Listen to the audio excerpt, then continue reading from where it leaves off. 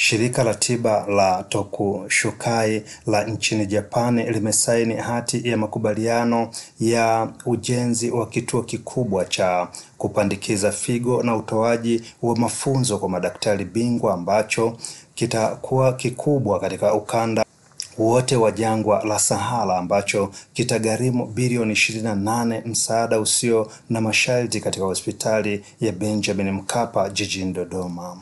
Utiaji saini huo ulioshuhudiwa na Waziri Mkuu Kassim Majaliwa umefanyika Jumatatu Mei 26, 2025 wakati wa kongamano la biashara, uwekezaji na utalii lililowakutanisha wafanyabiashara wa Tanzania, wafanyabiashara na wawekezaji wa Japani katika ukumbi wa mikutano ya hoteli ya Westin Osaka nchini humo, ikiwa ni sehemu ya ushiriki wa Tanzania katika maonyesho ya World Expo Osaka 2025. Akiongea baada ya saini hizo, mkurugenzi mtendaji wa hospitali ya Benjamin Mkapa, Profesa Abel Makubi amesema, sisi tumekuja kwenye haya maonyesho ya dunia ya biashara ambayo yanafanyika hapa Osaka, Japani, na sisi hospitali ya Benjamin Mkapa tukishirikiana na chuo kikuu cha UDOM tumesaini makubaliano na Tokushukai Medical Corporation. Hili ni grupu la madaktari wa Kijapani ambao limekuwa likisapoti nchi kadhaa barani Afrika katika kuboresha huduma za afya. Na hawa wamekuwa wadau wetu wa muda mrefu nchini Tanzania, ndio walikuwa watu wa kwanza kusapoti swala la dialysis center pale hospitali ya Benjamin Mkapa pamoja na UDOM. Sasa MOU hii ambayo tumeisaini sasa hivi ni kwa ajili ya kujenga kituo cha umahiri kwa ajili ya upandikizaji figo katika eneo la Tanzania na pia Sub-Saharan Afrika. Ni grant ambayo haina masharti yoyote, itakuwa na thamani ya bilioni 1.5 yeni ambazo ni takriban sawa na bilioni 28 fedha za Kitanzania. Kwa hiyo watatujengea hicho kituo ndani ya hospitali ya Benjamin Mkapa na vifaa pia tutapata. Pia serikali yetu itasaidia katika baadhi ya maeneo kuhakikisha kwamba hicho kituo ndani ya miaka mitatu kinakamilika na kuanza huduma.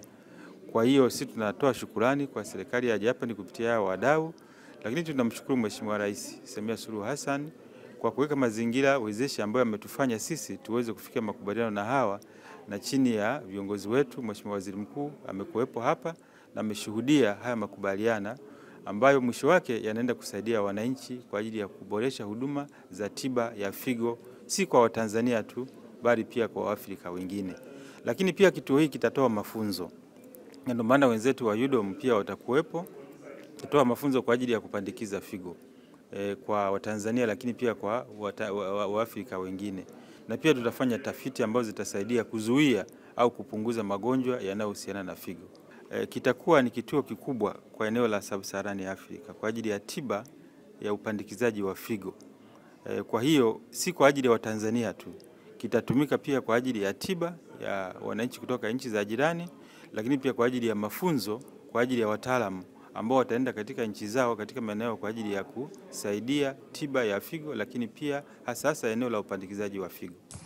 Ama kwa upande wake makamu mkuu wa chuo kikuu cha Dodoma UDOM Profesa Rugano Kusiruka akiongea amesema, na mimi kwa kuwa natoka chuo kikuu na ni makamu mkuu wa chuo kikuu cha Dodoma, tumekuja hapa kwa sababu tunao ushirikiano na mashirika yanayoshughulikia mambo ya afya katika nchi ya Japani. Mojawapo ya shirika linaitwa AFRECO, Association of Africa Economy and Development. Hili ni shirika lisilo la kiserikali, lakini tuna makubaliano ya ushirikiano na chuo kikuu cha Dodoma kwa ajili ya mambo makubwa matatu. Moja ni kwamba sisi tunataka kuanzisha program ya uhandisi wa vifaa tiba.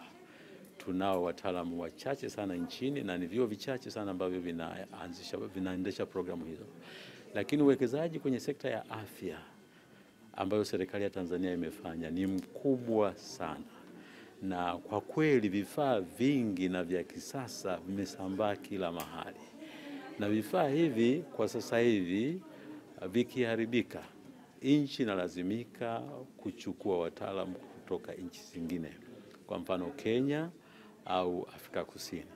Tunadhani hii sio sawa kwa nchi ambayo inataka kujitegemea na nchi ambayo inakwenda kwa kasi kama Tanzania. Kwa hiyo sisi tumejiunga na Watanzania wengine ambao wanaona iko fursa kwanza kwa vijana wetu kujua eneo hilo, lakini pia waweze kutengeneza baadhi ya vifaa ambavyo inawezekana kuvitengeneza badala ya nchi kuendelea kuagiza, lakini vile vya thamani kubwa ambavyo vinaagizwa na nchi yetu. Na tunajua kabisa rais wetu wa Jamhuri ya Muungano wa Tanzania Dr. Samia Suluhu Hassan ambavyo ana passion kuhusu afya ya Watanzania. Basi vikiharibika tuvitengeneze, lakini tuvitunze vizuri ili visiharibike kwa sababu ni vya gharama kubwa. Ikiwa ni mara ya pili Japani Osaka kuwa mwenyeji wa maonyesho hayo ya kimataifa, ambapo mara ya mwisho yalifanyika 1970, yani Expo 1970, yanaendelea kuzaa matunda. John Israel wa Banda Media.